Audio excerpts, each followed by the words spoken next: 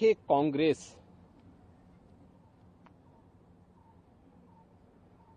जो देश का सबसे पुराना राजनीतिक दल है,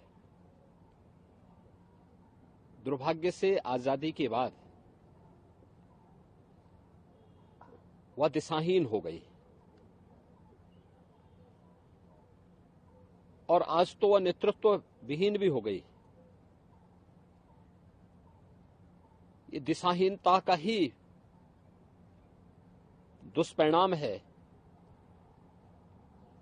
कि कांग्रेस पार्टी के तमाम नेताओं ने लगातार भारत की सभ्यता और संस्कृति को कोसने, अपमानित करने और सनातनता को हर प्रकार से बदनाम करने के कुत्सित प्रयास किए हैं। यूपीए सरकार के समय यही दुर्भाग्यपूर्ण स्थिति देखने को मिली थी, जब कांग्रेस के एक वरिष्ठ नेता ने और उस समय के केंद्रीय गृह मंत्री ने भगवा आतंकवाद के नाम पर भारत की सनातन संस्कृति को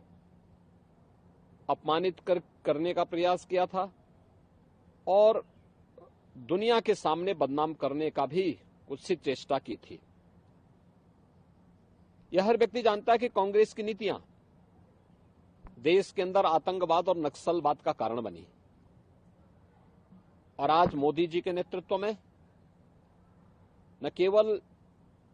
आतंकवाद और नक्सलवाद की समस्या का समाधान हुआ है, बल्कि देश के अंदर चाहे वह जम्मू कश्मीर का उग्रवाद हो, वहां का आतंकवाद हो,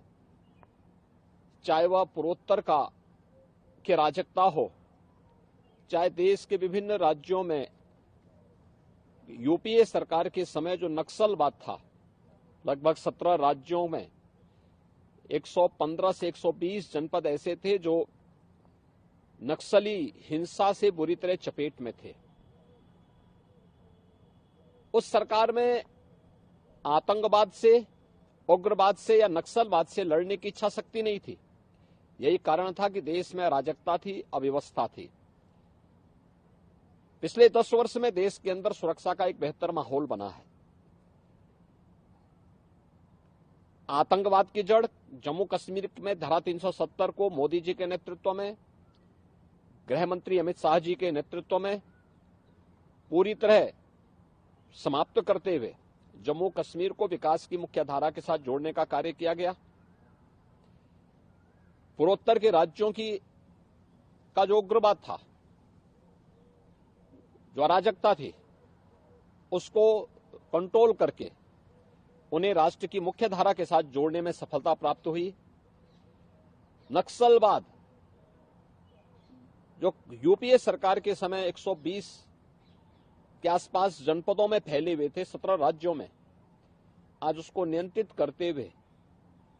देश के एक आध राज्य में 2-3 जनपदों तक मात्र सीमित होकर के रह गया है और हमारा विश्वास है कि बहुत शीघ्र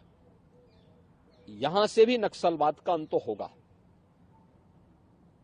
कांग्रेस की सरकार भारत की सनातन सभ्यता और संस्कृति को अपमानित करती थी, उसको बदनाम करती थी। आज मोदी जी के नेतृत्व में भारत की सभ्यता और संस्कृति दुनिया के अंदर सम्मान प्राप्त कर रही है। भारत का गौरव पुनर्स्थापित हुआ है और यह अवसर कभी कभी आता है। यही कारण है कि महाराष्ट्र की राष्ट्रवादी जनता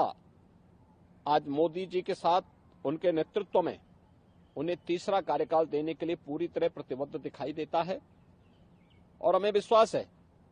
कि जो कांग्रेस उन्हें बदनाम करने, उनके हिस्से पर सेंधमारी करने, उन्हें जाति खेमों में बांटने का कुत्सित प्रयास करके देश की सुरक्षा के साथ खिलवाड़ कर रही थी, उस कांग्रेस को पूरी तरह दरकिनार करते हुए देश की जनता आज मोदी जी के नेतृत्व में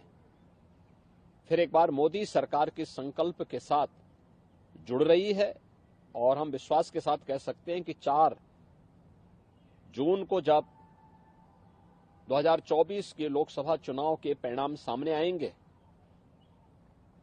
तो प्रचंड बहुमत के साथ मोदी जी फिर से देश के प्रधानमंत्री बनेंगे और उनका तीसरा कार्यकाल भारत की समृद्धि, भारत की सुरक्षा और भारत को आत्मनिर्भर भारत और विकसित भारत बनाने की दिशा से एक मील का पत्थर साबित होगा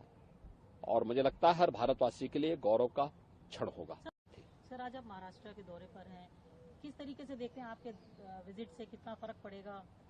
देखिए, भारतीय जनता पार्टी के नेतृत्व में एनडीए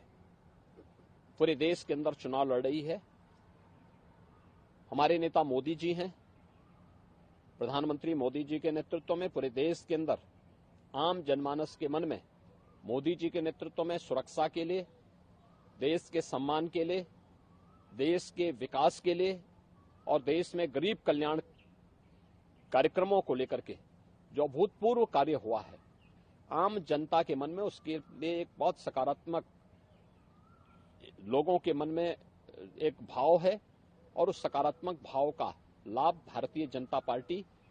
और एनडीए के सभी उम्मीदवारों को प्राप्त हो रहा है। और मेरा पूरा विश्वास है कि महाराष्ट्र की धरती तो छत्रपति शिवाजी महाराज की धरती है, महाराष्ट्र की धरती तो